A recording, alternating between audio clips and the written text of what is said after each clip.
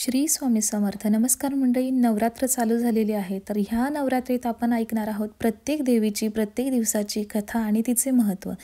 तर ह्या कथा फक्त ऐकल्याने मोठ्या सुखाची प्राप्ती होते. कथेमध्ये असे सांगितले आहे की किती मोठा दोष असू दे, किती संकटांचा डोंगर समोर असू दे, ही कथा श्रवण करणाऱ्याचे सारे दोष जळून खाक होतील, शुभ फल येईल आणि संपूर्ण गोत्र परंपरा पवित्र होईल.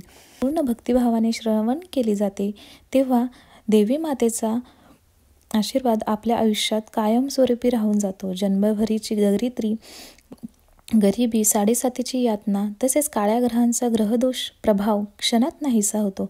म्हणूनच ही कथा आपल्या संपूर्ण कुटुंबाचे रक्षण करते आणि घरात वर्षभर सुख शांती आणि आनंद नांदतो. म्हणूनच ह्या नवरात्रीत आपण प्रत्येक देवीची प्रत्येक कहाणी मनापासून आणि भक्तिभावाने ऐकूया. चला तर मग सुरुवात करूया. आजचा दिवस दुसरा. तर ही कथा आहे ब्रह्मचारिणी देवीची, जी आहे उत्साह आणि मांगल्याचं प्रतीक. ब्रह्मचारिणी देवी ही देवी पार्वतीचा दुसरं रूप आहे. या रूपात देवी साधू, संयमी आणि तपस्विनी आहे. ब्रह्मचारिणी म्हणजे ज्या देवीने ब्रह्मज्ञान आणि कठोर तपस्या मोक्ष प्राप्त केला ती. चला तर कथा ऐकूया. देवी पार्वतीने भगवान शिवाची सक्तीने भक्ती करण्यासाठी कठोर तपश्चर्या सुरू केली. त्यांनी जवळजवळ पुराणांनुसार 6000 वर्षांची भयंकर तपस्या केली. या तपश्चर्येच्या काळात देवी अन्न, वस्त्र आणि इतर सुखांचा त्याग करून पूर्ण ब्रह्मचार्य धारण करून बसली. भगवान शिव या तपश्चर्याचे दर्शन घेण्यासाठी त्यांच्यासमोर आले आणि देवीच्या भक्तीने प्रभावित होऊन त्यांना वर देण्याची इच्छा व्यक्त केली. देवीने त्यांना असलेले ज्ञान आणि संयम पाहून भक्तीची परीक्षा उत्तम प्रकारे पूर्ण केली. शेवटी देवीला ब्रह्मज्ञान आणि परमेश्वराची कृपा झाली.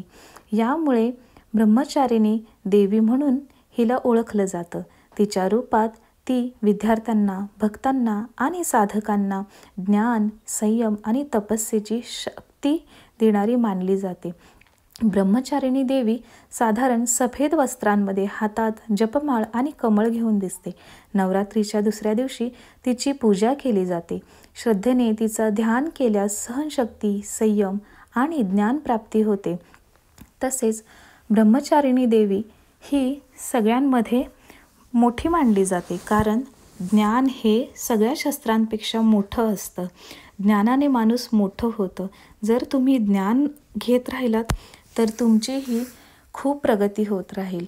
म्हणूनच आपण ह्या नवरात्रीत ब्रह्मचारिणी देवीची ही कथा ऐकून आणि तिच्या आशीर्वादाने खूप खूप ज्ञान संपादन करत राहू आणि आपल्या आयुष्यात पुढे जात राहू.